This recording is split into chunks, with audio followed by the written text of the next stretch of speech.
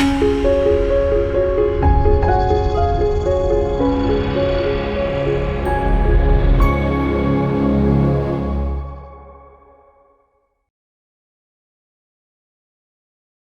మాత్రం. నేను మీ journalist Navata. Welcome to R voice. Dharmendra Pradhan రాజీనామా చేశారు. దీంతో మోదీ ప్రభుత్వం వీధి ఉద్యమానికి తలొగ్గిందని సిజేపీ అదే బొద్దింకల పార్టీ ముందు 56 అడుగుల ఛాతీ తల వంచిందని చాలా మాట్లాడుతున్నారు. కానీ పైకి అలా కనిపిస్తున్నా, చూడ్డానికి అలా కనిపిస్తున్నా దీని వెనుక ఒక గొప్ప ఆకస్మిక నిర్ణయం ఉంది. అది ఏంటి అనేది ఈ వీడియో ద్వారా నేను మీకు చెప్తా.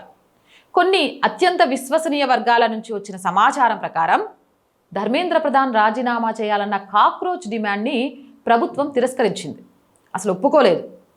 కానీ ధర్మేంద్ర ప్రధాన్ అలాగే కొన్ని మార్పులు ఏవైతే కనబడుతున్నాయో వాటి వల్ల రాజీనామా చేయాల్సి వచ్చింది. అదేంటి అంటే ఆత్మాహుతి పేరుతోటి, అంటే రెండో రోజు వాళ్ళతోటి చర్చలు ఉన్నాయి కదా, ఒకవేళ ఆ చర్చల్లో ధర్మేంద్ర ప్రధాన్ రాజీనామా చేయకుంటే ఆత్మాహుతి పేరుతో 3 నుంచి 4 విద్యార్థులను తగలబెట్టడానికి ప్రణాళిక రచించారని కేంద్ర ఇంటెలిజెన్స్ వర్గాలు నివేదిక ఇచ్చాయనే వార్తలు తెలుస్తున్నాయి. అంటే అప్పటిదాకా కూడా మనం చూసాము 2500 మంది గూండాలు, రౌడీలు ఆ ఉద్యమంలో ఉన్నారు. ఫేస్ రికగ్నైజేషన్ ద్వారా వాళ్ళని గుర్తుపట్టారు. అంటే విద్యార్థుల కంటే కూడా ఎక్కువ ఇక్కడ రౌడీలు, గూండాలు, దేశద్రోహులు ఉన్నారు. వారి రాజకీయ లబ్ధి కోసం, వారు అనుకున్న దానికోసం విద్యార్థులను తగలబెట్టి చంపేయడానికి కూడా సిద్ధపడుతున్నారు. మనం విన్నాము, అంతకుముందు కూడా ఒకటి సోషల్ మీడియాలో వచ్చింది, ఎవరైనా ఒకరు చనిపోతే ఉద్యమం ఇంకా పవర్ఫుల్ అవుతుందని, దానికి సంబంధించిన ఒకటి బయటకు వచ్చిందనే విషయం కూడా.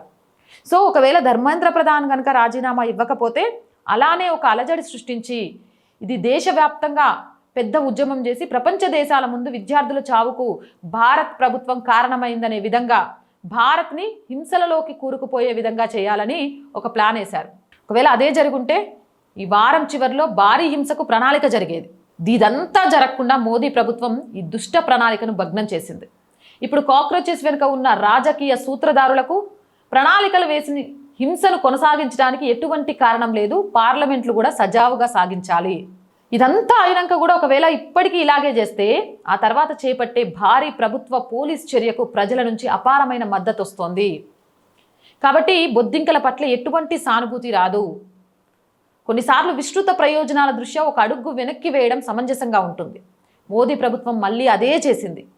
బీజేపీ మద్దతుదారులు ఇప్పుడు చాలా కోపంగా ఉండుంటారు. కానీ మోదీజీ వ్యవసాయ చట్టాల్ని వెనక్కి తీసుకున్నప్పుడు రైతుల నిరసన గురించి గుర్తు చేస్తా. అప్పుడు కూడా ఇదే ప్రణాళిక రచించబడింది. నిరసన చేస్తున్న కొంతమంది రైతులను చంపి ఆ నిందను మోదీ ప్రభుత్వంపై వేయాలనే ఆరోపణలపై అప్పుడు కూడా ఇంటెలిజెన్స్ నివేదికలు సూచించాయి. కొన్ని మతపరమైన ప్రదేశాలలో అప్పటికే భారీగా ఆయుధాలు నిల్వ చేసి ఉంచిన విషయాలు కూడా బయటకు వచ్చాయి. పంజాబ్లో ఈ మారణ హోమం జరపాలని ప్రణాళిక వేశారు. ఈ మొత్తం దుష్ట ప్రణాళికలో ఖలిస్తానీ దుష్ట శక్తులు ఉన్నాయి. ఇప్పుడు విద్యార్థుల ఉద్యమంలో కానీ ఖలిస్తానీ ఉగ్రవాది పన్ను క్లియర్గా నేను 8 కోట్ల నిధులు ఇస్తాను అనే విషయం బయటికి చెప్పుకుంటూ వచ్చిండు. అప్పుడు కూడా ప్రధాని మోదీజీ ఒక అడుగు వెనక్కి వేసి వ్యవసాయ చట్టాలని వెనక్కి తీసుకున్నారు. ఆ సమయంలో మోడీజీ చెప్పిన మాటలు గుర్తున్నాయా? కిసానోं के हित में फार्म लॉस लाया था, దేశ్ కే హిత్ మే వాపస్ లే రహా హూ. కానీ ఆ తర్వాత ఏం జరిగిందో మర్చిపోవద్దు. ఇందులో పాలు పంచుకున్న ఖలిస్తానీ ముఖాలన్నీ బయటికి వచ్చాయి. ఖలిస్తానీ ముఖాలు కొన్ని భూమి మీద లేకుండా పోయినాయి. మన అజ్ఞాత వ్యక్తులు వారిని లేపేసుకుంటూ పోయారు. కాబట్టి మనం ప్రశాంతంగా ఉన్నాం. ఇప్పుడు మోదీజీ, అమిత్ షా తదుపరి కార్యాచరణ దీన్ని బట్టి మనం అర్థం చేసుకోవచ్చు. ప్రస్తుతం కూడా ఈ రాజకీయ బొద్దింకలకు నిధుల వెనుక ఉన్న అన్ని వివరాలను నిఘా సంస్థలు సేకరిస్తున్నాయి. వారి వెనుక ఉన్న వ్యక్తులను గుర్తిస్తున్నాయి. ఖచ్చితంగా అణచివేత జరుగుతుంది. నిరసనలు ఆగవని అభిజిత్ దీప్కే అంటున్నాడు. మోదీ సర్కార్ ఇప్పటికే విద్యార్థులు, వారి తల్లిదండ్రుల మధ్య మంచి పేరు సంపాదించుకుంది. ప్రజల భావోద్వేగాలను ఎలా ఉపయోగించుకోవాలో ప్రభుత్వానికి బాగా తెలుసు. ఈ పరిస్థితిలో ఇప్పుడు చేయవలసింది చేస్తోంది. అన్ని డిమాండ్లు ఇప్పటికే నెరవేరాయి. కాబట్టి ఇప్పుడు ఎవరైనా ఆత్మాహుతి చేసుకున్నా ఎవ్వరూ బాధపడరు. ఇప్పుడు మోదీ ప్రభుత్వం స్పందించే సమయం కాదు, చర్యలు తీసుకునే సమయం. మనం మన భావోద్వేగాలను అదుపులో ఉంచుకొని అత్యుత్తమ మేధావులను, అత్యుత్తమ శక్తులను వారి పని చేయనివ్వడం మంచిది. విదేశీ శక్తుల మద్దతు ఉన్న ఏ అరాచక శక్తులకు భారత్ ఎన్నడూ తలవంచదు.